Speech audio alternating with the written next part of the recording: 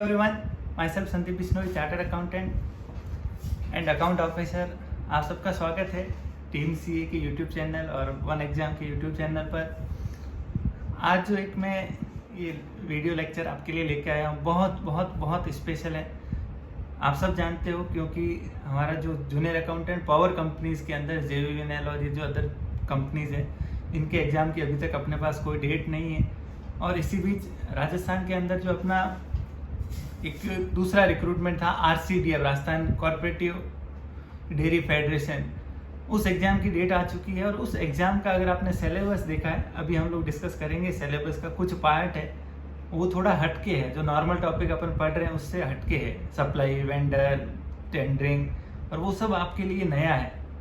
और मैं बड़े खुशी के साथ आपको ये चीज़ बताऊंगा कि मैं वर्तमान में as a account officer work कर रहा हूँ पावर कंपनीज़ के अंदर। और मैं जिस पर्टिकुलर डिपार्टमेंट के अंदर काम कर रहा हूँ वहाँ हम लोग टेंडरिंग का ही वर्क करते हैं। तो ये जो टेंडरिंग, मटेरियल मैनेजमेंट, इवन मेरे डिपार्टमेंट का नाम ही मटेरियल मैनेजमेंट है। तो ये एक बड़ा इंपॉर्टेंट टॉपिक है अपने RCDF के एग्ज़ाम के लिए। अगर आप जूनियर अकाउंटेंट की तैयारी कर रहे हो तो उसके अंदर ये आपके लिए काफ़ी हेल्पफुल होगा ये लेक्चर। तो आप इसको पूरा ध्यान से देखिएगा, एंड तक देखिएगा। इसके अंदर मैं जो राजस्थान का एक्ट है, RTPP act, Rajasthan transparency in public procurement, ठीक है, लोक उपार्जन मतलब पब्लिक प्रोक्योरमेंट जितना भी होता है उसके अंदर ट्रांसपेरेंसी को लेके एक्ट है, जो बताता है आपको कि एक तो टेंडर की प्रक्रिया क्या होती है, किस तरीके से शुरू से लेके एंड तक टेंडर होना चाहिए, उसमें क्या क्या मेथड्स होने चाहिए, क्या क्या कंडीशंस को फॉलो करना है, नेगोशिएशन कैसे होता है, टेंडर का अवार्ड कैसे होता है, बिड ओपन कैसे होती है, सिक्योरिटी कैसे ली जाती है, ये सारी बातें इसके अंदर आएगी। और ये आपके RCDF के एग्जाम के लिए बहुत बहुत बहुत इम्पोर्टेंट है, ठीक है। चलिए शुरू करते हैं अपन बात को। आप बस इसको मिस मत करना, ये बहुत इंपॉर्टेंट है। एक दूसरी बात मैं ये भी कहना चाहता हूँ, ये सारे जो नोट्स है RCDF के अंदर जो कॉमन टॉपिक है वो तो आप पढ़ ही रहे हो, उन सब के नोट्स और उसका एक पूरा कंप्लीट कोर्स अपनी ऐप जो है oneexam.in ऐप, अगर आप प्ले स्टोर पे जाओगे, इसका उसका लिंक डिस्क्रिप्शन में दे रखा है, आप वहाँ जाके उसको डाउनलोड कर सकते हो ऐप। जो लोग ऑलरेडी है, काफ़ी लोग पढ़ रहे हैं, तो उसके अंदर ये सारे नोट्स दे रखे हैं। उसकी प्राइस भी हमने 50% रिड्यूस कर दी है क्योंकि अभी एग्जाम आगे 499 के अंदर आपको ये कंप्लीट मिल जाएगा। तो मेरे हिसाब से इससे बेटर कुछ नहीं हो सकता। अगर आपको रिवॉर्ड चाहिए तो आपको इन्वेस्ट करना पड़ेगा, अच्छी चीज़ के लिए आपको कहीं ना कहीं कुछ पे करना पड़ेगा, और 499 बहुत ही नॉमिनल कॉस्ट है। चलिए, आप उस पर आने से पहले ये टॉपिक जरूर समझिएगा। मैं दिल से पढ़ा रहा हूँ ये, क्योंकि मैं ये चीज़ें करता आ रहा हूँ लास्ट 2 साल से। सुनना बात ध्यान से। सबसे पहले तो ये कोर्स के बारे में कुछ डिटेल है। जो कोर्स मैं बता रहा था ना, आप अगर उस पर जाओगे तो RCDF इस नाम से आपको कोर्स मिल जाएगा। हम बात कर रहे हैं सिलेबस की। तो देखिए, सिलेबस के अंदर ये कुछ टॉपिक है। पहला है सप्लाई चेन मैनेजमेंट, दूसरा है वेंडर मैनेजमेंट, तीसरा है इन्वेंट्री मैनेजमेंट, कॉन्ट्रैक्ट मैनेजमेंट, फिर ये यहाँ तक हो गया। उसके बाद GST आ गया, फिर टेंडरिंग आ गया, बिड इवेल्युएशन हो गया, नेगोशिएशन हो गया, डिस्प्यूट रिजोल्यूशन हो गया। ये जो इतने टॉपिक है, ये सारे टॉपिक अलग है जो अपन नॉर्मली पढ़ते हैं, उनसे हटके हैं। तो मैं चाहता हूँ आप इन टॉपिक्स को अच्छे से करो। और एग्ज़ाम का पैटर्न आपको पता है, इस एग्ज़ाम के अंदर टोटल 100 मार्क्स का रिटर्न पेपर होगा, जिसके 2 पार्ट है, पार्ट A और पार्ट B। ए जो है वो 40 क्वेश्चंस होंगे, उसके अंदर 2 नंबर का, मतलब 80 मार्क्स के लिए, और इसके अंदर 10 क्वेश्चन होंगे 2 नंबर के लिए, यानी 20, मतलब 80% वेटेज किसका है, इस कॉमर्स पार्ट का। और उसमें सिर्फ ये इतने ऐसे टॉपिक है, देख लीजिए गिनती के। एक तो टैक्स है मेजर, कॉस्टिंग FM के 2-2, 3-3 टॉपिक है, और तीसरा जो मेजर पार्ट है जो ये मैं बता रहा हूँ, supply, vendor, inventory, contract, tendering, negotiation, ये सारे टॉपिक है। और ये सब के लिए नया है, तो इसको अच्छे से सुनना। एकदम ईजी है, एकदम ईजी से इसको कवर करेंगे हम लोग, ठीक है। तो कोई भी इसको हल्के में, मतलब अच्छी जॉब है, अच्छी अपॉर्चुनिटी है, आपको देना चाहिए। अगले 20-25 दिन आप अगर इसमें देते हो तो आप डेफिनेटली इसके अंदर क्रैक कर पाओगे। और ज़्यादा नंबर लाने की भी ज़रूरत नहीं है आपको। अगर आप आउट ऑफ 100 60 to 70 मार्क्स के बीच में अगर लेके आते हो तो ईजिली आपको कोई नहीं रोक सकता सेलेक्ट होने से। हम लोग क्या डिस्कस करने वाले हैं अभी, तो मैं आपको बता देता हूँ। देखिए, अब सुनना मेरी बात ध्यान से, थोड़ा सा मैं चाहता हूँ आप मेरा मैं आपका अटेंशन चाहता हूँ, ध्यान आकर्षित करना चाहता हूँ मेरी तरफ। सुनना बात को ध्यान से। टेंडरिंग होता क्या है? टेंडर का मतलब क्या होता है? टेंडर का मतलब होता है कि जब आप कुछ परचेज करना चाहते हो, कुछ लेना चाहते हो, ठीक है, और उसके लिए एक तो तरीका होता है कि मैं सीधा दुकान पे गया, मैंने भाव पूछा, उसका रेट पूछी कि भाई ये मशीनरी है, मुझे परचेज करनी है, कितने रुपए का, मान लो प्रिंटर परचेज करना है मुझे मेरे ऑफिस के लिए, प्रिंटर के लिए सीधा दुकान पे जाके मैंने रेट पूछी 15,000 और मैं खरीद के लेके आ गया। ये तो हो गई सिंपल बात। लेकिन जब हम होते हैं पब्लिक सेक्टर के अंदर मतलब सरकारी मशीनरी के अंदर, आप गवर्नमेंट डिपार्टमेंट में हो, गवर्नमेंट कंपनी में काम कर रहे हो, तो वहां पे आप खुद के लिए तो खरीद नहीं रहे हो, आप किसके लिए परचेज कर रहे हो? उस ऑफिस के बिहाफ पे परचेज कर रहे हो, उस कंपनी के बिहाफ पे आप खरीद रहे हो। तो सरकार चाहती है कि वहां जो खरीदने वाले हैं वो कोई गड़बड़ ना करे। जैसे मैं मान लो मेरे ऑफिस के बिहाफ पे मैं खरीदना चाह रहा हूँ प्रिंटर, तो मैं दुकान वाले कहूंगा आप 15 क्यों, आप 20 रेट लगाना, 20,000। मैं अब कंपनी तो पैसा देगी आपको 20,000, 15,000 की चीज मैंने कितने में परचेज कर ली? 20,000 में। या 15,000 की चीज ही खरीद दी, लेकिन मैंने अपने किसी रिश्तेदार से खरीद ली। तो ये इस तरह की गड़बड़ काफी सारी हो सकती है। इसीलिए टेंडर की प्रक्रिया अपनाई जाती है, टेंडरिंग की प्रक्रिया अपनाई जाती है कि जहाँ पे क्या होते हैं, सब लोग जो इच्छुक है प्रिंटर बेचने के लिए, उन सबको मौका मिलेगा कि भाई आप आइए, सब अपनी रेट बताइए, जो हमें अच्छा लगेगा हम उससे परचेज करेंगे, जो सबसे सस्ता देगा हम उससे परचेज करेंगे, जो सबसे अच्छी क्वालिटी का देगा हम उससे परचेज करेंगे।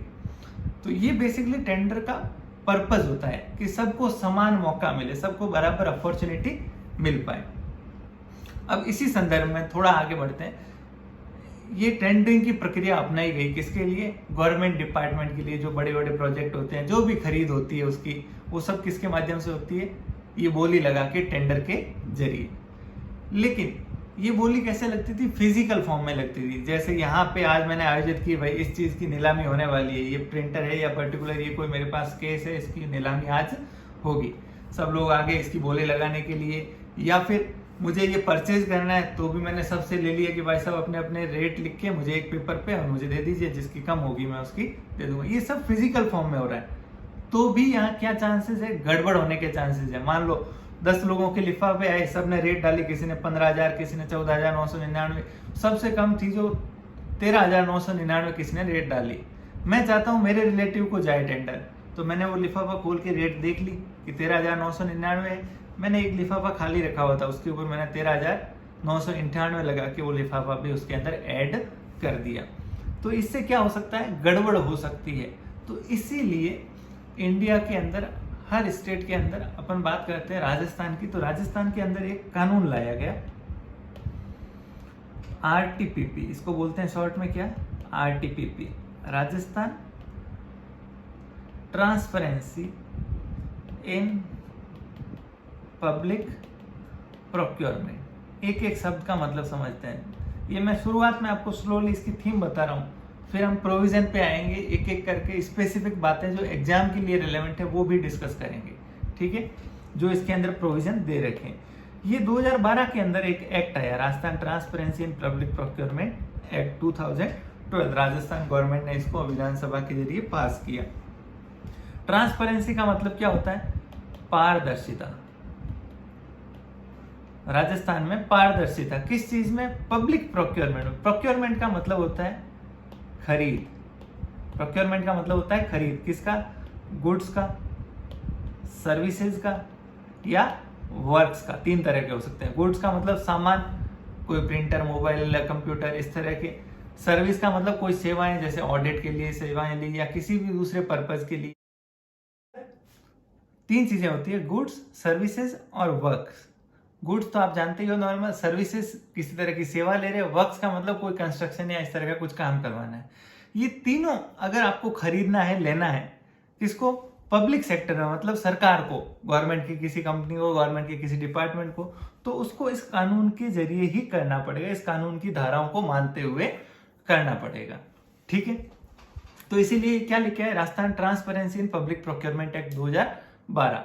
और ठीक इस एक्ट के पीछे पीछे 2013 के अंदर आ गए क्या? इसके डिटेल में नियम, आरटीपीपी रूल्स 2013, ठीक है। इसके अंदर सारी चीजें बताई गई है कि टेंडर की शुरुआत कहां से होती है और खत्म टेंडर जाके, टेंडरिंग की पूरी जो प्रक्रिया है वो स्टार्टिंग से लेके एंड तक इस एक्ट और इस रूल्स के अंदर बताई हुई है। मेरा मकसद है इस वीडियो के माध्यम से आपको इस आरटीपीपी के जितने भी इंपॉर्टेंट प्रोविजन हैं वो मैं आपको सारे बताऊं जो अपने एग्जाम के लिए रेलेवेंट है। ओके, दूसरी बात, इस पे आने से पहले एक एक करके अपन नियम पढ़ेंगे, रूल्स पढ़ेंगे, इसके जो जो इंपॉर्टेंट है, negotiation, bid opening, bid evaluation से रिलेटेड। उससे पहले मैं आपको टेंडरिंग की प्रक्रिया बताना चाहता हूं, आप सुनना ध्यान से। टेंडरिंग की प्रक्रिया क्या होती है, कैसे होती है। तो देखिए, सबसे पहले क्या होता है, एक डॉक्यूमेंट तैयार किया जाता है। एक डॉक्यूमेंट तैयार किया जाता है जिसको बोलते हैं अपन रिक्वायरमेंट डॉक्यूमेंट। क्या होता है ये? Requirement document. मतलब सबसे पहले तो तय करेंगे, मान लो मैं एग्जांपल लेता हूं, अभी हम लोग बैठे हैं JDVNL के अंदर, जोधपुर विद्युत वितरण निगम लिमिटेड के अंदर, और हमने रिक्वायरमेंट देखी कि हमें किस किस सामान की जरूरत पड़ेगी। हमने कहा हमें एक तो पोल चाहिएगा, एक ट्रांसफार्मर चाहिएगा, फिर वायर चाहिएगा। ये इस तरीके से हमने 3 आइटम की लिस्ट बनाई, और भी चाहिए हजारों आइटम, लेकिन मान लो हमने 3 आइटम तय किए। पोल चाहिए 1000, ट्रांसफार्मर चाहिए 2000, वायर चाहिए 10 किलोमीटर लंबा। ये हमने क्या तय की? रिक्वायरमेंट तय की। सबसे पहली चीज किसने तय की? एंटिटी ने खुद ने, कंपनी ने खुद ने, जिसको प्रोक्योरमेंट करना है, जिसको खरीद करनी है। अब दूसरी चीज क्या करेंगे, हम तय करेंगे इनके स्पेसिफिकेशन। सुनना मेरी बात ध्यान से, क्या तय करेंगे? स्पेसिफिकेशन। क्या होता है स्पेसिफिकेशन? एक तरीके से फीचर्स, कि भाई ये चाहिए तो सही, पोल, ट्रांसफार्मर, वायर कैसा चाहिए। तो हमने कहा मान लो पोल जो है वो 10 फीट लंबा होना चाहिए या 10 मीटर लंबा होना चाहिए, उतना इसका वेट होना चाहिए, ये इसकी मजबूती होनी चाहिए, इतने % सीमेंट होना चाहिए, इतने लोहे के सरिया होने चाहिए। ट्रांसफार्मर जो है वो इतना KVA का होना चाहिए, इतना लोड लेना चाहिए, ये इसकी गारंटी पीरियड होनी चाहिए, 5 साल तक खराब नहीं हो। तो हमने इसके क्या तय किए? डिटेल में स्पेसिफिकेशन तय किए। ऐसा तो है नहीं कि जो भी पोल देगा हम खरीद लेंगे, तब तो बराबरी नहीं होगी ना। मान लो आज मैं पोल खरीदने जा रहा हूँ, मैंने सीधा जाके कहा कि पोल खरीदना है मुझे, एक पोल 1000 में भी दे रहा है, एक 2000 में भी दे रहा है। फर्क क्यों है? क्योंकि हो सकता है 1000 वाला 5 फीट का हो, 2000 वाला 10 फीट का हो। तो सबसे पहले तो हमें क्या तय करनी है? अपनी रिक्वायरमेंट तय करनी है। क्या तय करनी है? रिक्वायरमेंट, की हमें जरूरत किस चीज की है। दूसरी चीज आती है फिर उस रिक्वायरमेंट के अंदर जो जो आइटम है उन सबके क्या तय करने? स्पेसिफिकेशन, फीचर्स, कि किस तरह के वो आइटम होने चाहिए। ओके, अभी तक हम सब इंटरनली कर रहे हैं खुद, मतलब JDVNL में बैठे बैठे ऑफिस के लोग ही हम लोग काम कर रहे हैं। अब तीसरी चीज आती है, हमें क्या तैयार करना है? एक बिड डॉक्यूमेंट तैयार करना है। क्या तैयार करना है? Bid document. बिड शब्द का मतलब क्या होता है? बिड, बिड यानी होता है बोली। बिड का मतलब होता है क्या? बोली, बोली लगाना, भाव तोल करना, उसको बोलते हैं बिड।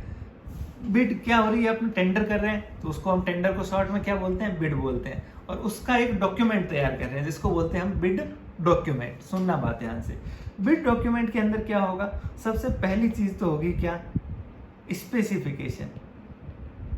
स्पेसिफिकेशन का मतलब उसमें लिखा होगा, आइटम का नाम है भाई पोल, उसका वेट इतना, इतनी उसकी कैपेसिटी, इतनी इसकी हाइट, इतनी इसकी लेंथ, सारी चीजें इस स्पेसिफिकेशन के अंदर लिखी होगी बिड डॉक्यूमेंट के अंदर।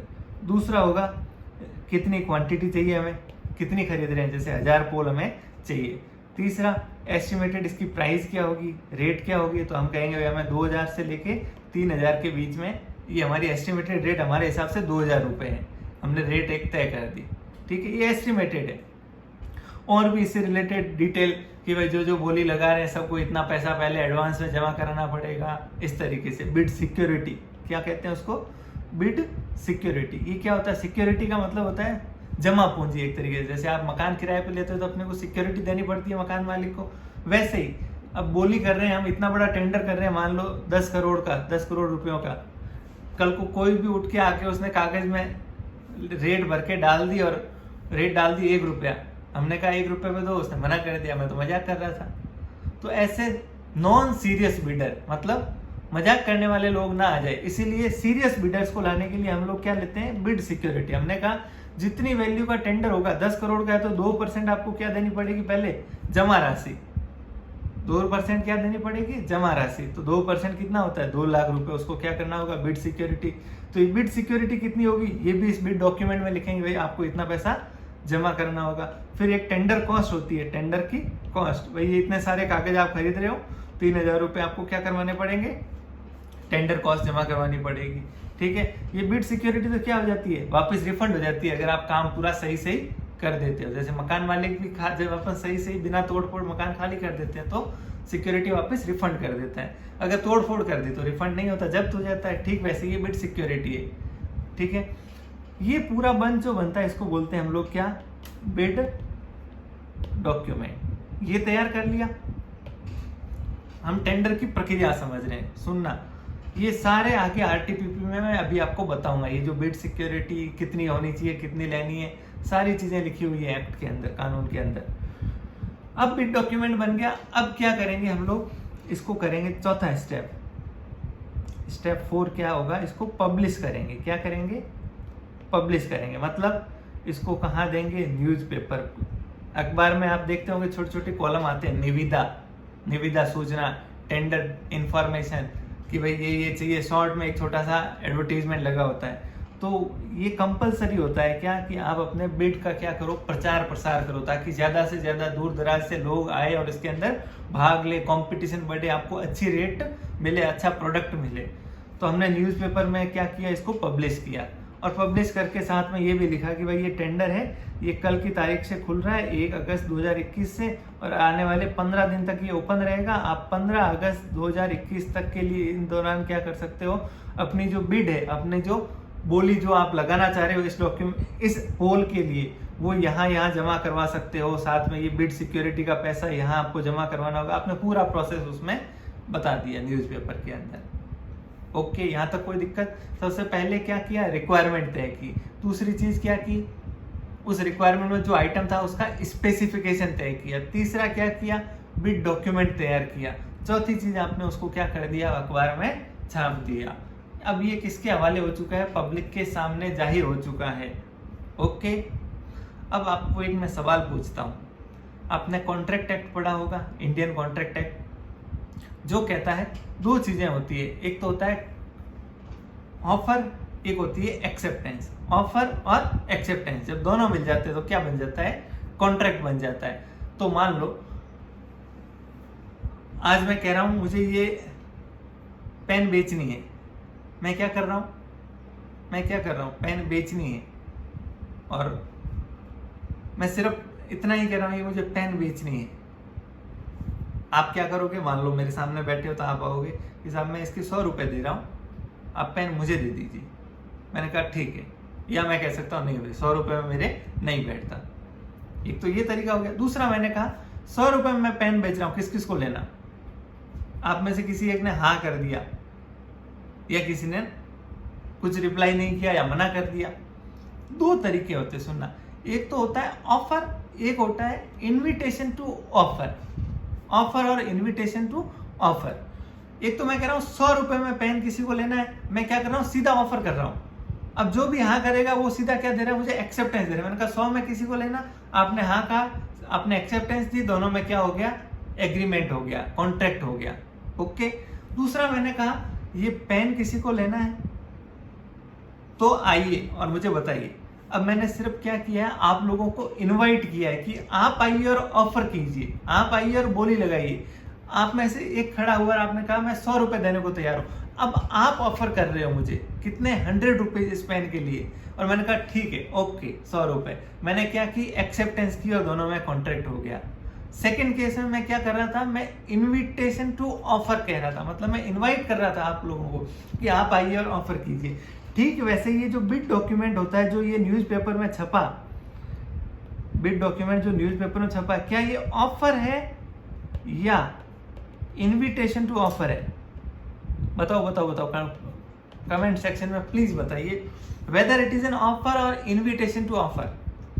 बिड डॉक्यूमेंट क्या है, ये न्यूज़पेपर में एडवर्टीजमेंट क्या है, ये है इनविटेशन टू ऑफर। मैं आप लोगों को इन्वाइट कर रहा हूं, मतलब मैं दुनिया भर के बिडर्स को इनवाइट कर रहा हूं जो पोल बना रहे हैं कि आप आइए और बोली लगाइए। किसके लिए, हमारे इस पोल के लिए।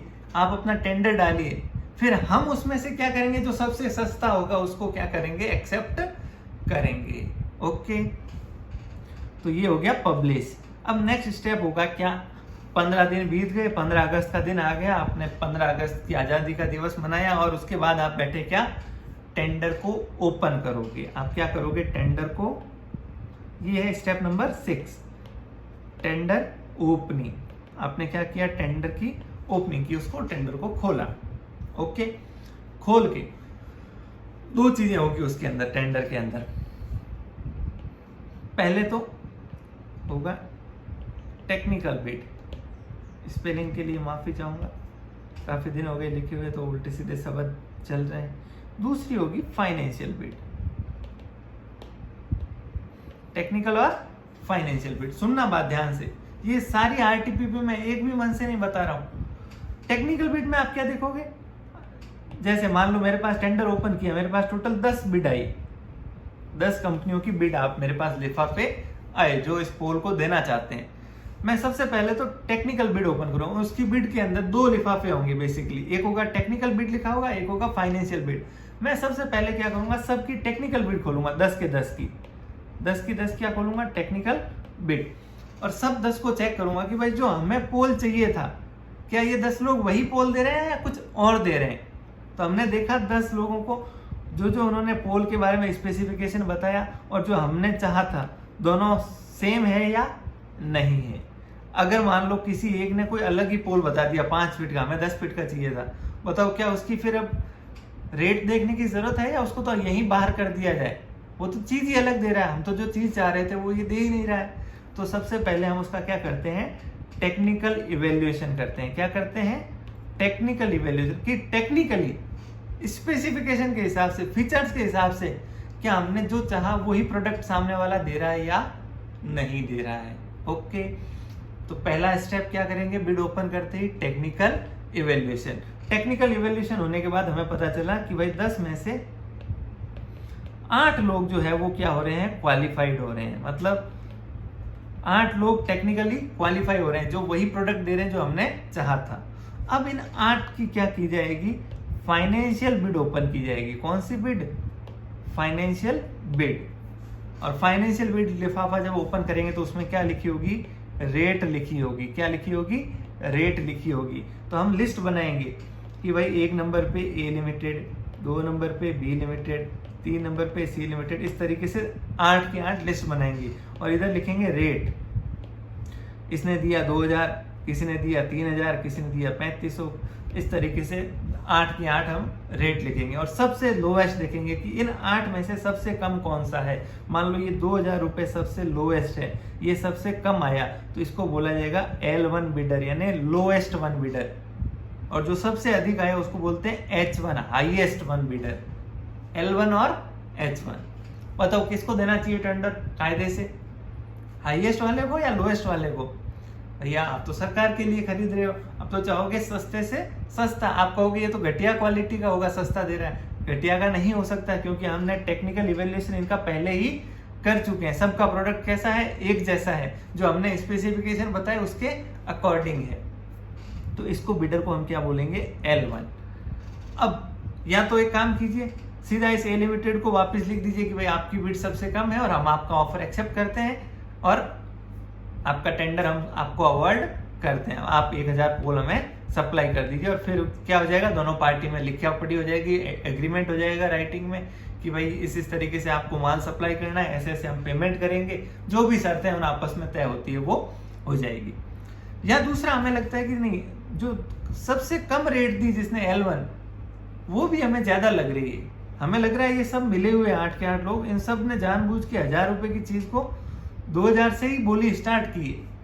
तो हम क्या कर सकते हैं, इस L1 को, जो लोएस्ट वन है, इसको हम नेगोशिएशन के लिए बुला सकते हैं। नेगोशिएशन का मतलब होता है भाव तोल करना, मोल भाव करना, इसको बोलते हैं नेगोशिएशन। हमने L1 को बुलाया कि भाई आप परसों के दिन आइए, आप L1 आए हो, हम चाहते हैं हम आपसे क्या करें, नेगोशिएट करें। उसको बुलाया जाएगा, उसको बोला जाएगा भाई देखो मार्केट में तो 1000 रुपए में चीज मिलती है, आप 2000 किस बात का लोगे। तो वो समझाएगा नहीं साहब भाव बढ़ गए, ये हो गया वो हो गया, सीमेंट महंगा हो गया, स्टील महंगा हो गया।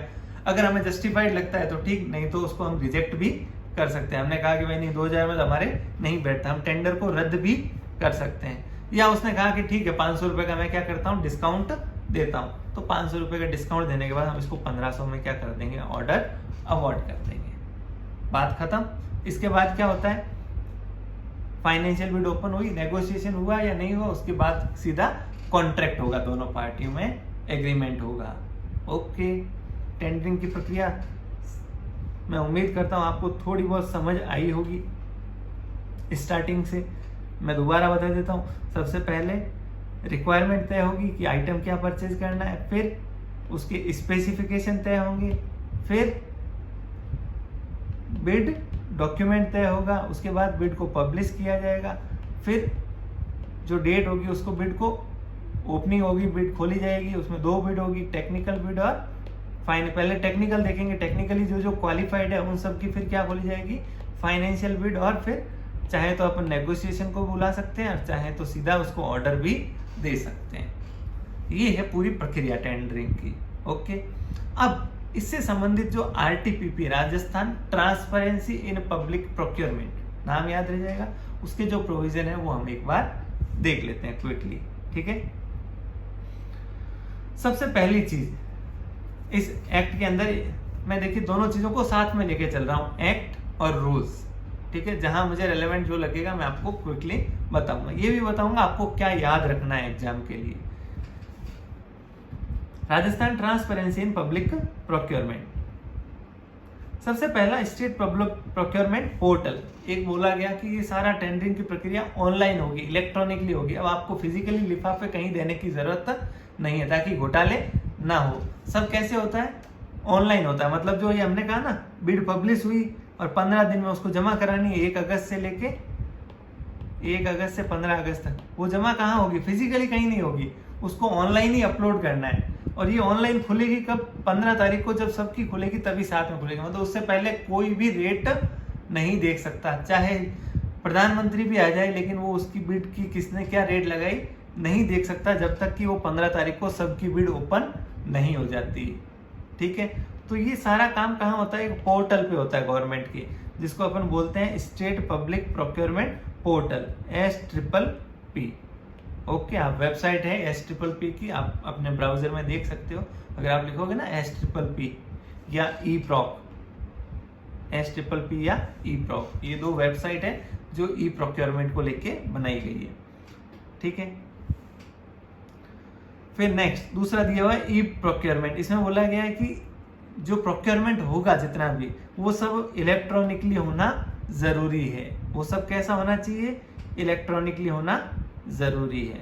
ओके, अगर वैल्यू उसकी कितनी है, 50 लाख या उससे ज्यादा है, या 25 लाख, ठीक है, उससे ज्यादा है, तो सारे प्रोक्योरमेंट आप फिजिकल फॉर्म में, अगर छोटा मोटा कोई प्रिंटर 10-50 हज़ार का खरीदना है तो आपको इतना इलेक्ट्रॉनिक करने की जरूरत नहीं है, आप डायरेक्ट लिफाफे पे मंगवा के टेंडर कर सकते हो। अदरवाइज आपको ई प्रोक्योरमेंट करना क्या होगा, कंपलसरी होगा।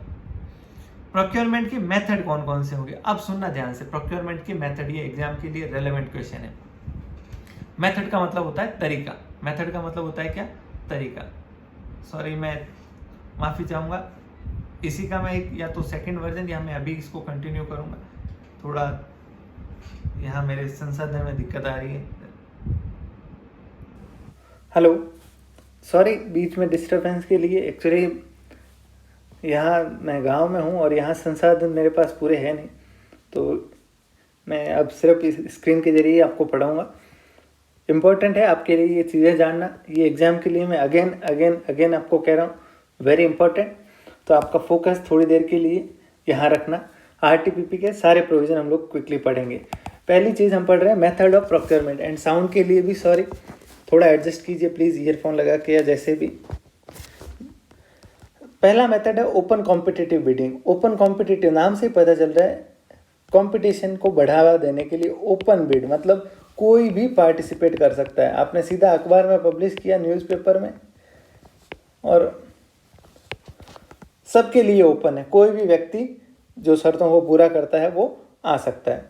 दूसरा होता है लिमिटेड बिडिंग। लिमिटेड बिडिंग का मतलब आप सिर्फ 2 या 3 लोगों से क्या ले रहे हो, बिड ले रहे हो, 2-3 लोगों से बोली ले रहे हो, सेलेक्टेड। जैसे मान लो कोई प्रोडक्ट ही ऐसा है, या जैसे आपको कार परचेज करनी है तो कार के लिए 3-4 कंपनियां ही हैं। मान लो आपको कोई कॉमर्शियल बस या ट्रक खरीदना है अपने ऑफिस के लिए या किसी काम के लिए, तो वहाँ आप क्या करोगे, लिमिटेड बिडिंग, लिमिटेड बिडर्स है सेलेक्टेड 3-4, उनसे आप क्या कर रहे हो, ले रहे हो। या छोटी वैल्यू का प्रोक्योरमेंट है 1-2 लाख का, आपको लगता है इसके लिए इतना बड़ा ओपन करने की ज़रूरत नहीं है, तो वहाँ आप क्या कर सकते हो, लिमिटेड बिडिंग भी कर सकते हो। ये अलग अलग मेथड है, कब कौन सा यूज़ करना है ये भी इसी एक्ट के अंदर बताया हुआ है, हम सिर्फ समझ रहे हैं होता क्या है। पहला ओपन समझ आ गया जो सबके लिए, लिमिटेड का मतलब गिनती के। फिर two stage bidding, two stage bidding क्या होती है, टू स्टेज बिडिंग के अंदर होता है कि पहले वही टेक्निकली जो क्वालिफाइड है उनको एक लिस्ट बना दी जाती है कि भाई ये क्वालिफाइड है, फिर सीधा उनसे क्या करते हैं हम लोग, रेट लेते हैं। फिर होता है सिंगल सोर्स, सिंगल सोर्स का मतलब एक ही व्यक्ति से बिड लेके और टेंडर करना। आप कहोगे ये कैसा टेंडर हुआ, एक ही व्यक्ति से। अब मान लो कोई बड़ी ऑफिस की बिल्डिंग है, सरकारी ऑफिस है, उसके अंदर सारी एसी लगी हुई है पर्टिकुलर एलजी की, सारी एसी लगी हुई है एलजी की, 5 साल हो गए। अब उन सब के अंदर कोई मान लो एक पार्ट है जिसको रिप्लेस करना है। अब बताओ क्या इसके लिए अपन ओपन टेंडर कर सकते हैं, या एलजी के लिए सिर्फ एलजी का ही पार्ट लगेगा? तो यहाँ आपको क्या करना पड़ेगा, सिंगल सोर्स करना पड़ेगा। मतलब आपको ये प्रोडक्ट सिर्फ किससे ही परचेज करना है, एलजी से ही।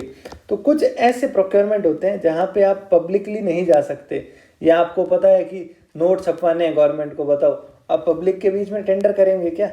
तो ऐसी सेंसिटिव चीज़ है, या कोई पर्टिकुलर चीज़ किसी एक के पास ही अवेलेबल है, एमआरएफ का टायर एमआरएफ ही दे सकती है, तो इस केस के अंदर आप क्या कर सकते हो, सिंगल सोर्स, मतलब एक ही सोर्स से आप क्या कर सकते हो, उससे ली बिड और उसी को क्या किया, अवॉर्ड किया। ठीक है।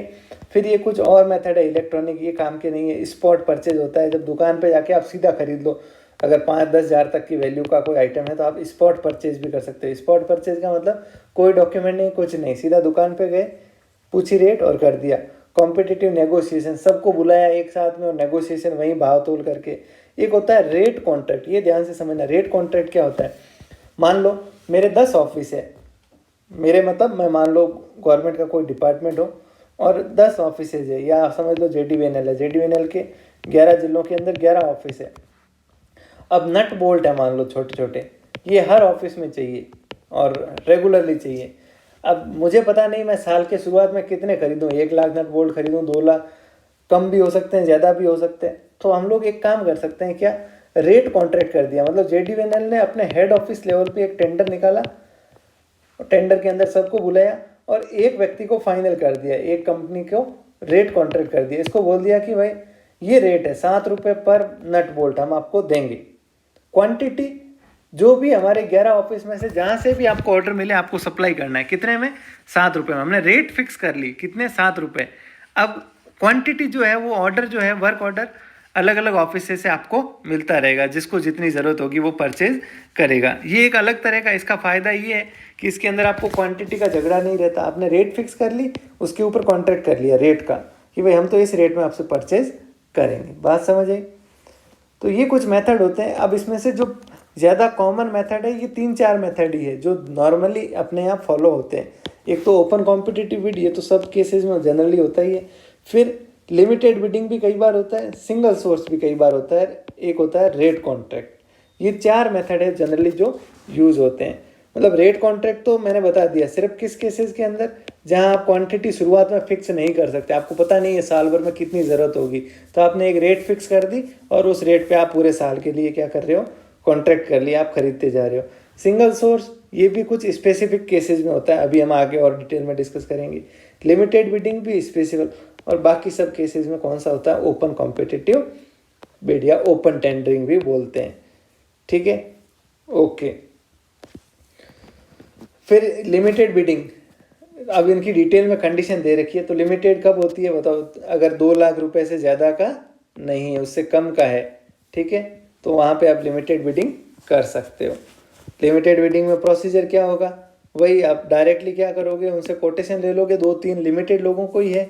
पब्लिक में क्या एडवर्टीजमेंट करने की ज़रूरत है, क्या न्यूज़पेपर में देने की ज़रूरत है, यहाँ पे नहीं ज़रूरत। क्यों, आप 2-3 जो सेलेक्टेड लोग हैं उन्हीं से तो बिड ले रहे हो, उन्हीं से तो आप लिफाफा ले रहे हो, उन्हीं से बोली ले रहे हो। तो आप डायरेक्टली उनको क्या करोगे, एक नोटिस इश्यू करोगे, भाई कि हम आपसे कोटेशन चाह रहे हैं, आप हमें कोटेशन दे दीजिए। एक हुंडई को दे दिया, एक मारुति को दे दिया, एक होंडा को दे दिया, जो जो कार बनाने वाली कंपनी थी उनको सीधा आपने क्या कर दिया, एक लेटर लिख दिया, बजाय कि आपने क्या किया न्यूज़पेपर में देने के। ठीक है, ये होता है लिमिटेड बिडिंग। फिर सिंगल सोर्स हमने पढ़ा कि आप डायरेक्टली किसी एक ही व्यक्ति से खरीद रहे हो। ये किस केस में होगा? अगर वो ऐसा है मैटर जो सिर्फ एक ही व्यक्ति के पास अवेलेबल है, जैसे वैक्सीन लेनी है गवर्नमेंट को, अब बताओ क्या बोली लगाएगी ओपन कॉम्पिटिटिव? जब पता है उस पूना वाला एक के पास ही अवेलेबल है तो वहीं से लेगी डायरेक्ट, ठीक है। या कोई ऐसा इवेंट हो गया, कंडीशन हो गई जहां एक्सट्रीमली अर्जेंट है, आप अब इतना प्रोसेस नहीं कर सकते, आपको सीधा डायरेक्टली परचेज करना है। या ये टेक्निकली पॉसिबल नहीं है क्या कि कोई एग्जिस्टिंग गुड्स है, जैसे मैंने एलजी की एसी बताया एग्जांपल, कि वो एग्जिस्टिंग अपने पास पड़ा है जो प्रोडक्ट, उसके लिए सिर्फ वही उसके स्पेयर पार्ट यूज हो सकते हैं, ठीक है। तो इन केसेस में क्या यूज कर सकते हो आप? Single source. यहाँ क्या यूज कर सकते हो आप? लिमिटेड बिडिंग, अगर 2 लाख तक का है तो, ठीक है। बाकी सब में कौन सा यूज होगा? ये ओपन कॉम्पिटिटिव बिडिंग। ओके, बात समझ आ गई। रेट कॉन्ट्रैक्ट तो अलग ही हो गया। रेट कॉन्ट्रैक्ट कहाँ यूज होगा? जहाँ पे आप पहले से तय नहीं कर सकते। इसके बाद ये एक पार्ट दे रखा नोट्स में, आप अवॉइड कीजिएगा इसको, इरेलेवेंट है, ठीक है। सीधा आते हैं, फिर एक होता है process of vendor registration. Vendor क्या होता है? वेंडर का मतलब होता है सप्लायर, जो हमें सप्लाई करते हैं उसको हम बोलते हैं सप्लायर या वेंडर।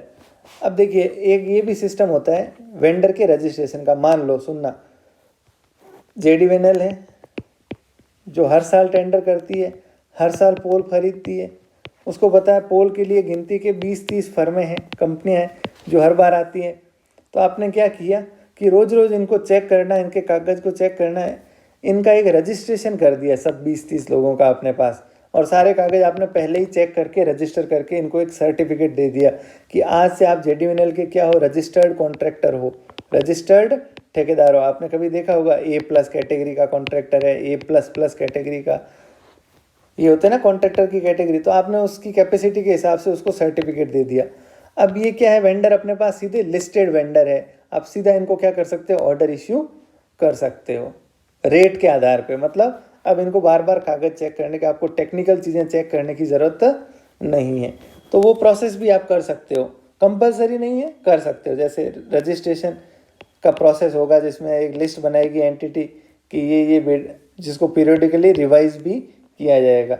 फिर इनका होता है एम्पेनलमेंट। एम्पेनलमेंट का मतलब, अब जब भी टेंडर आया, मान लो लिस्ट तो बना दी कि अपने पास मान लो 100 वेंडर है रजिस्टर्ड किसी आइटम के लिए, पोल के लिए।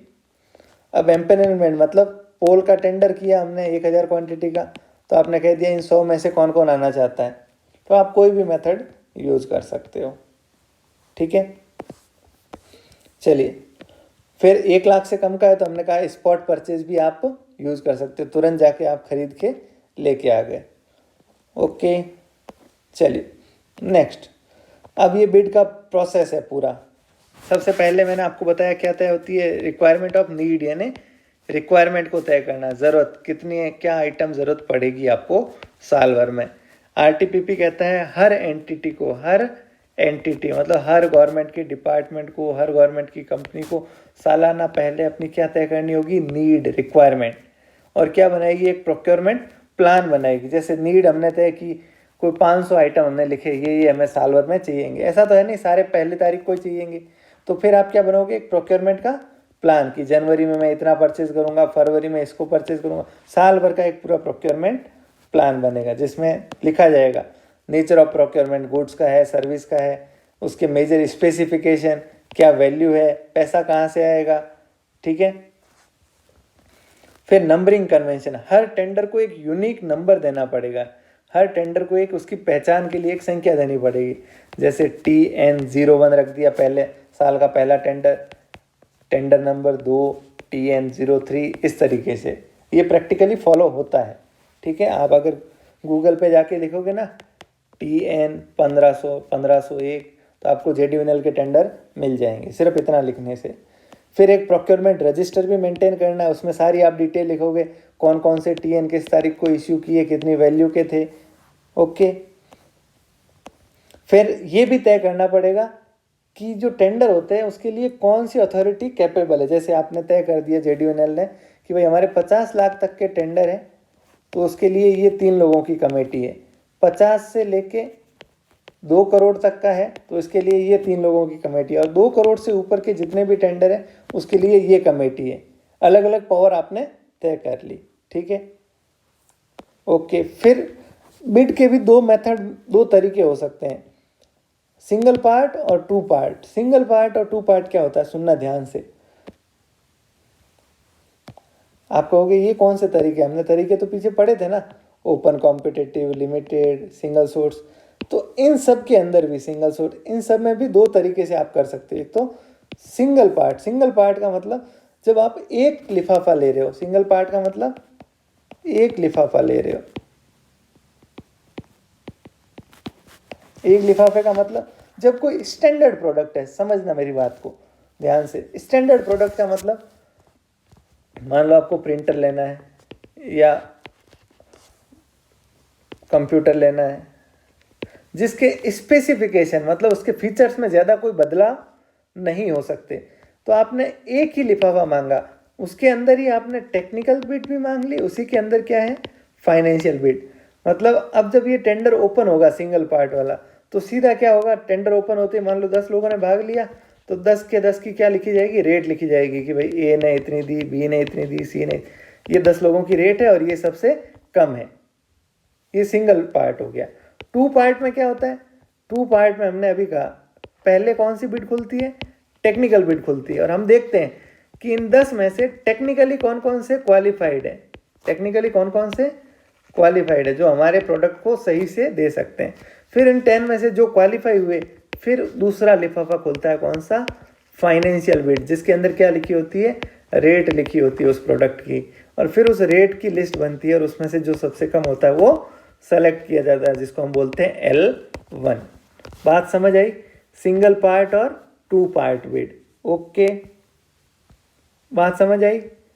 क्या होता है सिंगल पार्ट, सिंगल पार्ट का मतलब जब एक ही लिफाफा है, वही टेक्निकल है, वही फाइनेंशियल बिड है, कोई अलग अलग कॉन्सेप्ट ही नहीं है, क्योंकि इतना कोई बड़ा प्रोडक्ट है नहीं। लेकिन कोई बड़ा प्रोडक्ट है, टेक्निकल है, जिसके अंदर उसके अंदर टेक्निकल चीज़ें बड़ी मैटर करती है, जैसे पोल हो गया, ट्रांसफार्मर हो गया, तो वहाँ पे आप पहले क्या करोगे, टेक्निकल बिड का लिफाफा ओपन करोगे, जो जो क्वालिफाई हो रहे हैं, जो हमारी चीज़ को दे सकते हैं सही वैसा का वैसा जैसा हम चाहते हैं टेक्निकल, ठीक है, फिर उनकी क्या की जाती है, फाइनेंशियल बिड ओपन की जाती है। ओके, नेक्स्ट, अब देखिए कुछ टाइम लिमिट दे रखी है। कैसे कि जैसे ही आप अगर ओपन कॉम्पिटिटिव बिड करते हो, ओपन कॉम्पिटिटिव बिड का मतलब जहाँ सब लोग आ सकते हैं, जहाँ लिमिटेड और उस सिंगल सोर्स के अलावा जो होती है वो ओपन कॉम्पिटिटिव, तो वहाँ बिड सबमिशन के लिए आपको कम से कम 30 दिन का टाइम देना पड़ेगा। मतलब आज जैसे टेंडर इश्यू किया 1 अगस्त को, तो आपको 30 अगस्त तक का टाइम, कम से कम 30 दिन का समय देना पड़ेगा उसको बिड जमा करवाने के लिए। फिर जो 30 दिन पूरे होने के 1 दिन के अंदर अंदर आपको क्या खोलनी है, टेक्निकल बिड खोलनी है, ठीक है। टेक्निकल बिड खुल गई, फाइनेंशियल बिड खुल गई, उसके 3 दिन के अंदर अंदर आपको अप्रूव करना है, लेटर ऑफ अवार्ड, मतलब कि भाई ये L1 है और इसको हम ऑर्डर दे रहे हैं। और फिर जैसे ही उसको अवार्ड किया 15 दिन में क्या हो जाना चाहिए, दोनों पार्टीज के बीच में एग्रीमेंट। ये एक टाइम लिमिट बताइए शुरुआत से लेके, भाई यहाँ मान लो टेंडर इश्यू हुआ, ये टेंडर इश्यू हुआ, 30 दिन आपको देने हैं जमा करवाने के लिए। 30 दिन पूरे, यहाँ टेंडर क्या हुआ, ओपन हुआ। जैसे ही ओपन हुआ उसके कितने दिन के अंदर, 3 दिन के अंदर उसको क्या करना है, अप्रूव करना है L1 को, और L1 को 3 दिन में अप्रूव किया, उसके 15 दिन में फिर उसके साथ क्या कर दीजिए आप, कॉन्ट्रैक्ट। आप कहोगे अब यहाँ किस बात का कॉन्ट्रैक्ट, देखिए यहाँ तो टेंडर हुआ है, अब कॉन्ट्रैक्ट तो असली अब शुरू होगा, दोनों पार्टीज बंधेगी। इसने ऑफर किया, इन्होंने एक्सेप्ट किया, ठीक है, लेटर ऑफ अवार्ड दिया, मतलब एक्सेप्टेंस दी, और कॉन्ट्रैक्ट के जरिए ये क्या करेंगे, अपनी डिलीवरी देंगे। जैसे साल भर का डिलीवरी शेड्यूल है, हर महीने आपको इतने इतने इतने आइटम सप्लाई करने हैं। ये वाले काम के नहीं है आपके लिमिटेड बिडिंग वाले, है ना। इसमें 7 दिन का टाइम होता है, वैसे आप ध्यान रख सकते हो, इसमें 30 का होता है, इसमें 7 दिन का होता है। Next, bid security. मैंने बताया था क्या होता है बिड सिक्योरिटी, एक जमा राशि आप लेते हो, धरोहर राशि जिसको बोलते हैं, कि भाई जो नॉन सीरियस बिडर है, ऐसा नहीं हो कोई न्यूसेंस आके न्यूसेंस क्रिएट करे, टेंडर को खराब करे। तो ऐसा बोला गया कि 2% आपको क्या देना पड़ेगा, जो भी टेंडर की एस्टिमेटेड वैल्यू है, सुनना बात ध्यान से, टेंडर की एस्टिमेटेड वैल्यू है, उसका 2% आपको क्या करना पड़ेगा, बिड सिक्योरिटी जमा करवानी पड़ेगी टेंडर के साथ में। मतलब जो 1 तारीख से लेकर 30 तारीख तक खुला था टेंडर, उस दौरान आप टेंडर भर सकते हो, वो ऑनलाइन भरा जाएगा टेंडर, लेकिन उसके साथ में आपको क्या करना पड़ेगा, टेंडर भरने के साथ में आपको ये 2% पैसा भी जाके वहाँ JDNL में जमा करवाना पड़ेगा। मान लो 1 करोड़ का टेंडर है तो 2% यानी 2 लाख रुपए आपको जमा करवाने पड़ेंगे। ये पैसा क्या होता है, रिफंडेबल होता है। सुनना बात ध्यान से, ये क्या होता है, रिफंडेबल होता है। कल को मान लो टेंडर खुला, सब कुछ हो गया, आप L1 आए, आप क्या आए, L1 आए, या दूसरा ऑप्शन हो सकता है आप L1 नहीं आए, मतलब आपके अलावा कोई दूसरे को ऑर्डर मिल गया। तो अगर आप L1 आए तो आपने अगर पूरा कॉन्ट्रैक्ट सही से कर दिया और परफॉर्मेंस सिक्योरिटी दे दी, क्या होती है परफॉर्मेंस सिक्योरिटी, अभी डिस्कस करेंगे आगे, तो आपकी ये बिड सिक्योरिटी क्या हो जाएगी, रिफंड हो जाएगी। अगर आप L1 नहीं आए, किसी दूसरे को, मतलब आपको टेंडर मिला ही नहीं, कोई बात नहीं, आपकी बिड सिक्योरिटी आपको क्या हो जाएगी, वापस से रिफंड हो जाएगी। कितना देना है, 2%, किसका, टेंडर की एस्टिमेटेड वैल्यू का।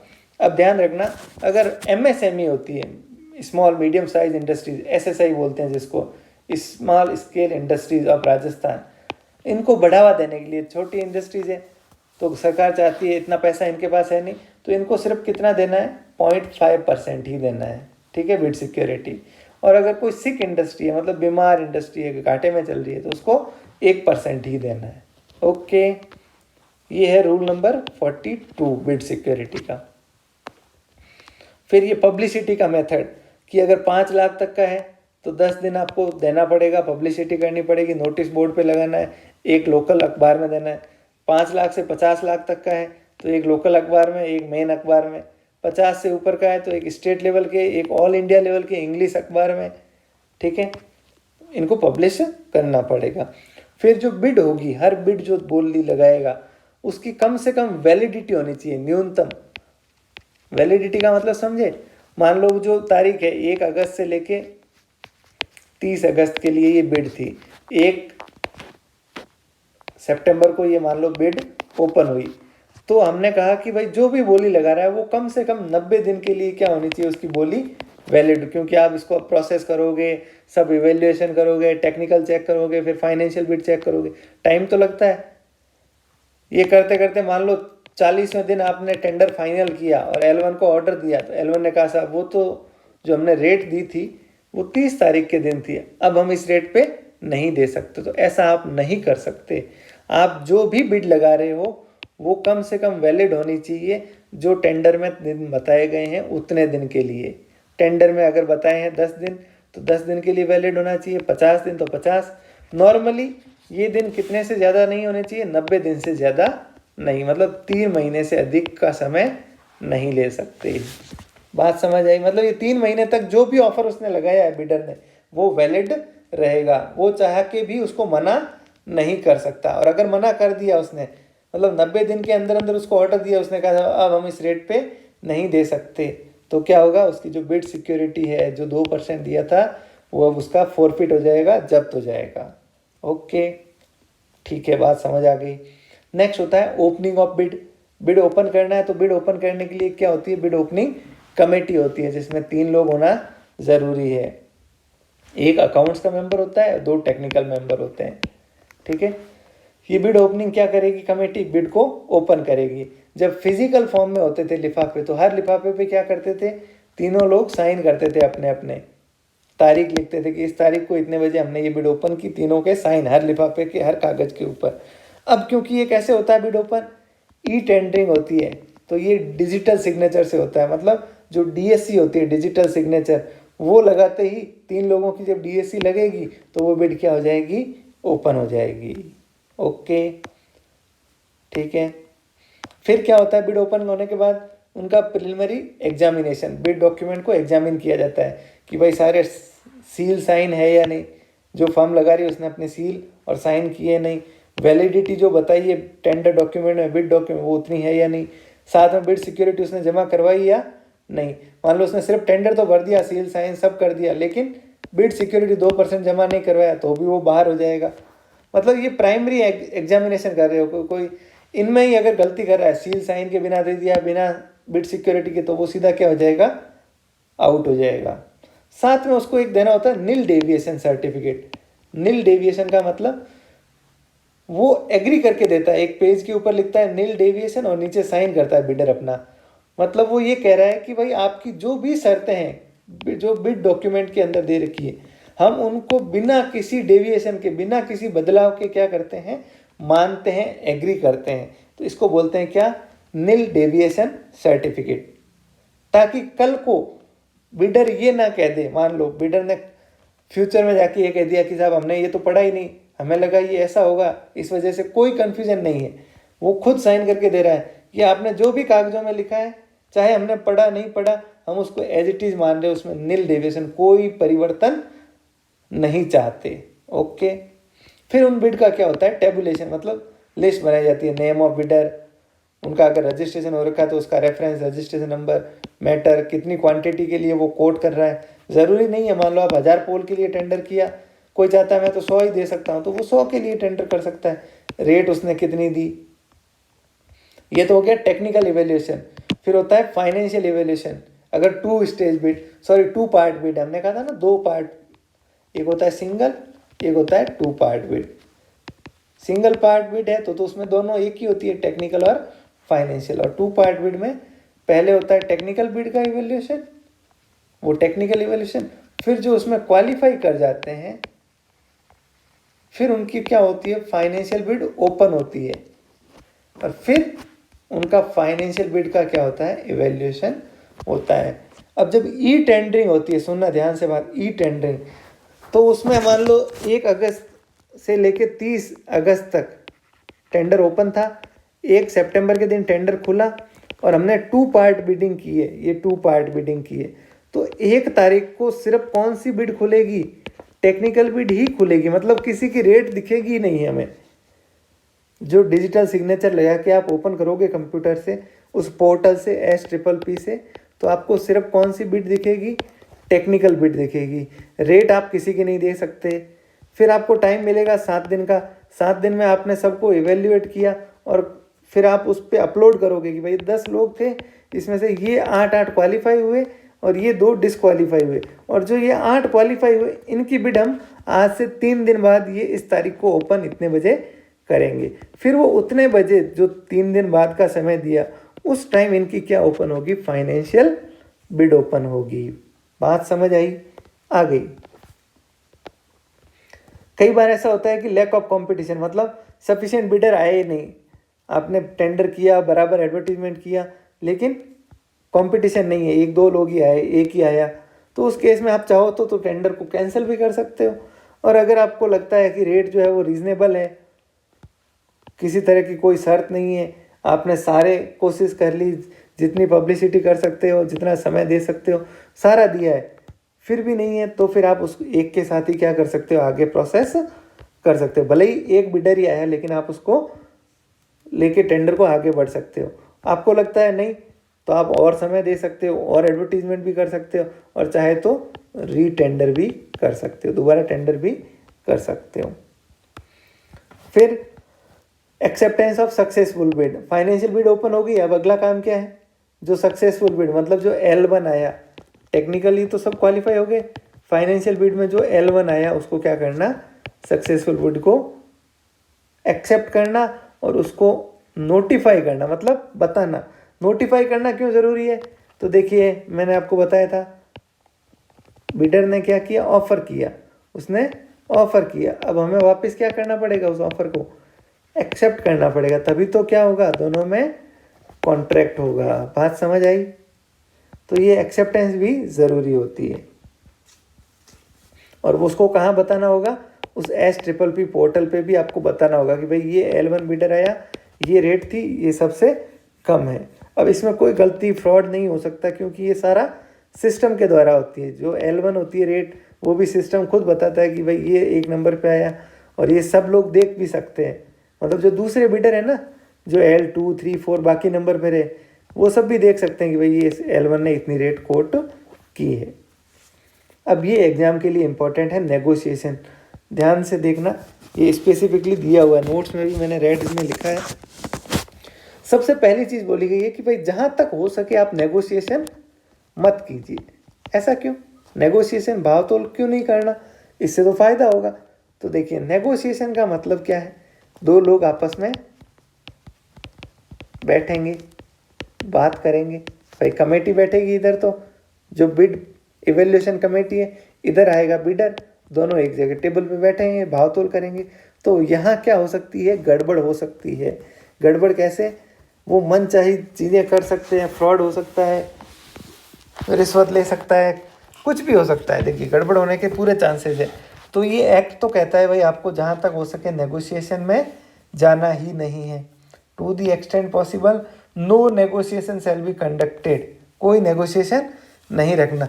लेकिन अगर आपको लगता है कि प्राइजेज जो है सबने मिल के तय की है और बहुत ज़्यादा हायर है, तो आप नेगोशिएशन कर सकते हो। लेकिन ध्यान रखना, सिर्फ किसके साथ? लोएस्ट टेंडरर, मतलब जो L1 है आपका, जिसने सबसे कम रेट दिए, सिर्फ उसी के साथ नेगोशिएशन होगा। ध्यान से देखिएगा, मान लो L1 उसने 2000 रुपये दिए, दूसरे ने 2100 दिए, किसी ने 2300 दिए, इस तरीके से अलग अलग रेटें आई। सबसे कम कौन है? ये L1 है। जो नेगोशिएशन होगा वो हमेशा इसके साथ ही होगा। आपने इस 2300 वाले को बुला लिया नेगोशिएशन के लिए, भाव तोल के लिए, इसको बोल दिया देख भाई 2300 आए, इसकी 2000 रेट है, तू अगर 1900 कर देता है तो तेरे को हम टेंडर दे देंगे। इसने कहा ठीक है यार, मौका मिल रहा है 1900 करने पे, या 1999 कर देता हूँ, 1 रुपये इससे कम। तो ये आप काम नहीं कर सकते। नेगोशिएशन सिर्फ किसके साथ होगा? L1 के साथ। मतलब गवर्नमेंट कहती है, एक्ट कहता है कि भाई जो कम से कम रेट आई है आप उसको और कम करवाने की कोशिश कर सकते हो, बाकी वालों को कम करवाने की आप कोशिश नहीं करनी है। ठीक है। फिर नेगोशिएशन का पावर किसको होगा? जो बिड इवैल्यूएशन कमेटी है उसी को पावर है। प्रोसीजर क्या होगा? जो लोवेस्ट बिडर है उसको आप राइटिंग में इनवाइट करोगे, कम से कम 7 दिन का समय दोगे कि भाई 7 दिन बाद आपको इतने बजे यहाँ हाजिर होना है कमेटी के सामने। ये सब प्रैक्टिकली होता है, मैं आपको बता दूँ, बाकायदा नेगोशिएशन होता है। मैं इस चीज़ के अंदर काम कर रहा हूँ, तो एवरी वीक कम से कम 2 से 3 बार हम लोग इसके अंदर पार्टिसिपेट करते हैं। बाकायदा बिडर्स आते हैं from all over the India और नेगोशिएशन होता है, फॉर्मली नेगोशिएशन होता है, रेट्स के ऊपर डिस्कस होता है कि भाई ये वो जस्टिफिकेशन देता है कि भाई ये स्टील बढ़ गया, कॉपर बढ़ गया, ये मेरे फैक्टर्स बढ़ गए, लेबर महंगी हो गई। बाकायदा उनके इंडिसेस निकाले जाते हैं, मार्केट की वो रेट देखी जाती है, कितनी ग्रोथ हुई, इतने परसेंटेज, लास्ट ईयर आपकी रेट कितनी थी बोल की, इस साल आपने इतनी लगाई, कितनी ग्रोथ है, सारी चीज़ें एवेल्यूएट होती है वहाँ पे। इसी को बोलते हैं ट्रांसपेरेंसी, पारदर्शिता। ओके, समझ आया नेगोशिएशन क्या बोलता है? नेगोशिएशन करना ही नहीं है। फिर भी आपको लगता है प्राइजेज में गड़बड़ है, रिंग प्राइजेज मतलब सब ने मिल के गोल गोल प्राइजेज दे दी, तो आप कर सकते हो किसके साथ? लोवेस्ट के साथ। कम से कम 7 दिन का टाइम देना पड़ेगा। अब वो नेगोशिएशन में क्या ज़रूरी है उसको कम करना? तो जो L1 बिडर या तो कह सकता है भाई मेरी जो प्राइस है वो कम से कम है, इससे कम मैं नहीं दे सकता, या वो कुछ एग्री करके 100-200 रुपये कम कर सकता है। अब उसने जो भी किया, मान लो उसने 200 रुपये कम कर दिए, तो अब उसका जो ऑफ़र था इनिशियली 2000 का, अब वो ऑफ़र उसका कितने का हो गया? 1800 का रह गया। अब फिर क्या करेगा डिस्कॉम? JDVNL जो एंटिटी है, जो कमेटी है, या तो वो 1800 को एक्सेप्ट करेगी, या उसको अभी भी लगता है नहीं है 1800 भी बहुत ज़्यादा है, तो वो क्या कर सकती है? काउंटर ऑफर कर सकती है। क्या कर सकती है? Counter offer. मतलब काउंटर ऑफर समझते हो? ये बिडर था, बिडर ने ऑफर किए 2000 रुपये, L1 ने, जो लोएस्ट वन है, सबसे कम 2000 आया, उससे नेगोशिएट किया, उसने कर दिए कितने? 1800। आपको लगता है नहीं अभी भी बहुत ज़्यादा है, तो जो ये एंटिटी है, जो JDVNL है, वो क्या कर सकता है? काउंटर ऑफर दे सकता है कि भाई हम तो 1500 रुपये में लेना चाहते हैं। और ये काउंटर ऑफर किसको जाएगा? L1 बिडर को ही जाएगा। किसको जाएगा? कि भाई तू 1500 में देता हो तो हम ले लेते हैं। अब इस L1 बिडर के पास फिर से ऑप्शन है कि चाहे तो एक्सेप्ट करे, चाहे तो रिजेक्ट करे। मान लो उसने एक्सेप्ट कर लिया तो दोनों में कॉन्ट्रैक्ट हो जाएगा, रिजेक्ट कर लिया तो टेंडर यहीं ख़त्म हो जाएगा। आपने 1500 का काउंटर ऑफर दे दिया, उसने नहीं माना, तो आपने कहा नहीं 1500 नहीं, चलो 1600 में दे दो। अब ये नहीं हो सकता, जो आपने काउंटर ऑफर में रेट दिए उसको वापस आप बढ़ा नहीं सकते। इसीलिए ये एक्ट कहता है अगर आप काउंटर ऑफर दे रहे हो तो वो जो रेट है वो सोच समझ के ही निकालना, आप खुद मार्केट का एनालिसिस करके ही निकालना। एक तरीका हो सकता है कि मान लो L1 ने 1500 एक्सेप्ट नहीं की, तो आप ये रेट किसको दे सकते हो, L2 जिसने 2200 रुपये दिए थे उसको भी तो पूछ लो, हो सकता है वो तैयार हो जाए। ये भी नहीं माना तो L3 को। इस तरीके से आप L10 तक जा सकते हो। ठीक है, बात समझ आई। काउंटर ऑफर क्या होता है, उसने ऑफर दिया, आपने कहा नहीं 2000 नहीं 1500, ये काउंटर ऑफर हो गया। ओके, ये सब रिटर्न में होगा, ध्यान रखना, वर्बली कुछ नहीं होगा, सारा रिटर्न, मतलब ये गवर्नमेंट के रिकॉर्ड में होना चाहिए। सॉरी। फिर next, right to very quantity. क्या क्वांटिटी को चेंज कर सकते हैं आप ऑर्डर के टाइम?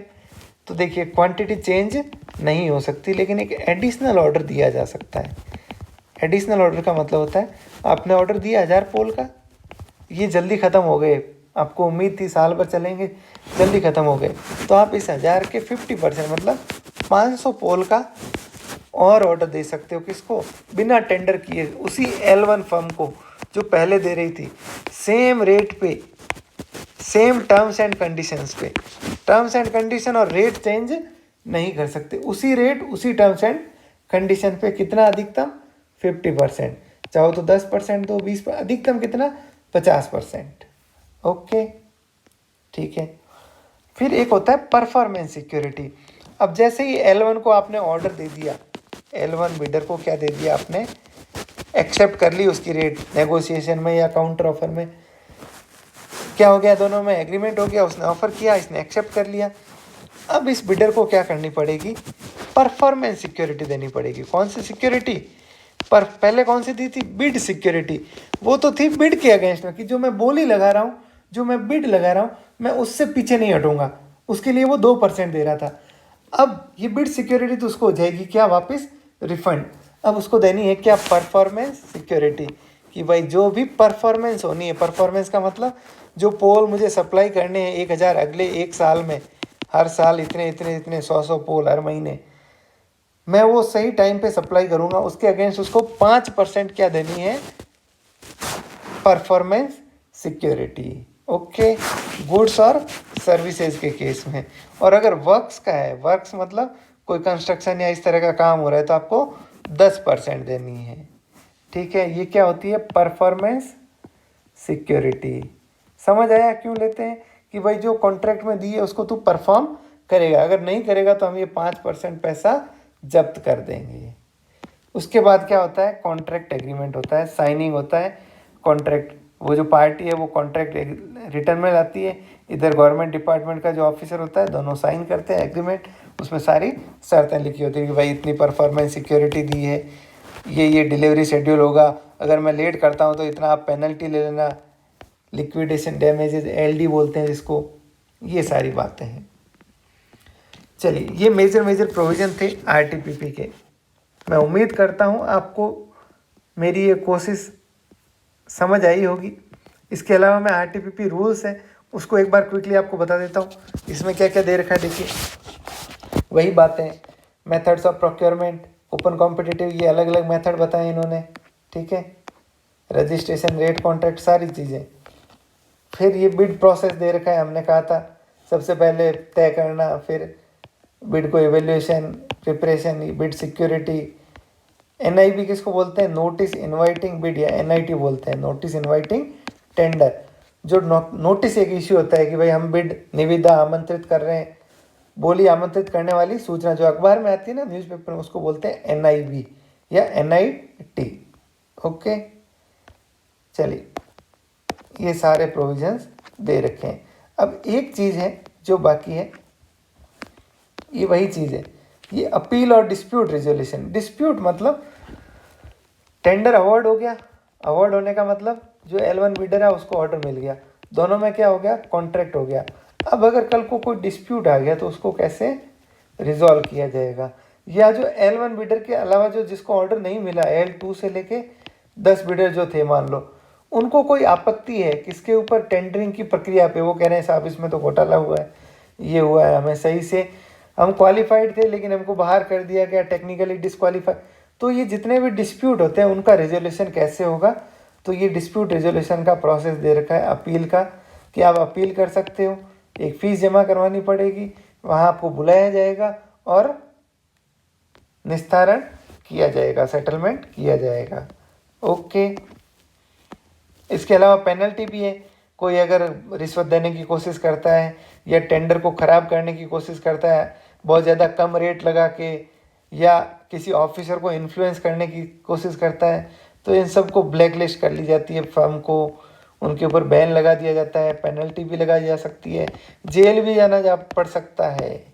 ठीक है, तो ये डिस्प्यूट रेजोल्यूशन का है प्रोसेस, इसको आप चाहो तो देख सकते हो। बाकी मुझे तो इतना इसमें कुछ भी रिलेवेंट, मतलब खास ऐसा कुछ लग नहीं रहा है, फिर भी आपकी इच्छा है तो मैं आपको बता देता हूँ। इसमें देखिए डिस्प्यूट रेजोल्यूशन के अंदर अथॉरिटीज दे रखी होगी।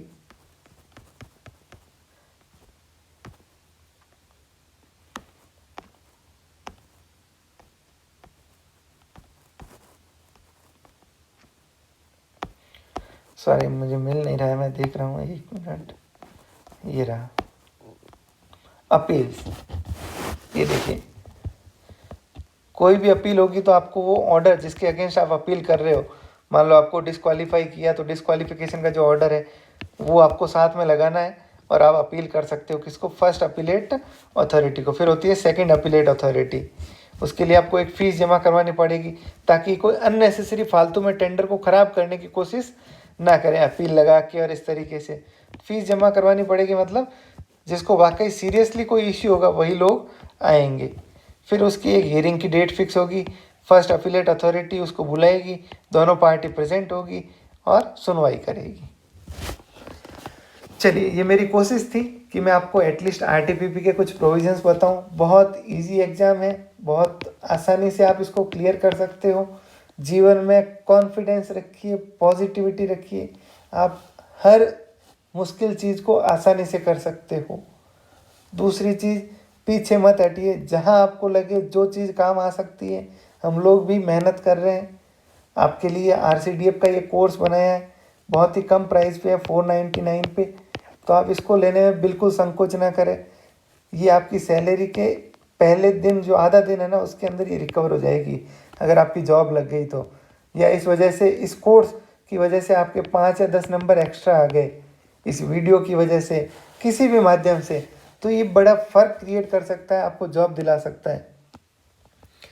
हो सकता है आपके लिए जॉब इतनी मायने नहीं रखे, लेकिन कॉन्फिडेंस बहुत ज़रूरी होता है। जब आप एक एग्ज़ाम पास करते हो तो अलग ही कॉन्फिडेंस होता है। चलिए, थैंक यू वेरी मच, धन्यवाद। फिर किसी वीडियो के अंदर फिर किसी टॉपिक के लेके मिलेंगे। अगर आप चैनल पे नए हैं तो चैनल को डेफिनेटली सब्सक्राइब करें। कॉमर्स से रिलेटेड हर डिटेल आपको यहाँ मिलेगी। अपनी वेबसाइट को विजिट करें। नए नए अपडेट्स के लिए इंस्टाग्राम पे oneexam.in को फॉलो करें और ये कोर्स जो इसका अवेलेबल है उसको ज़रूर परचेज़ करें।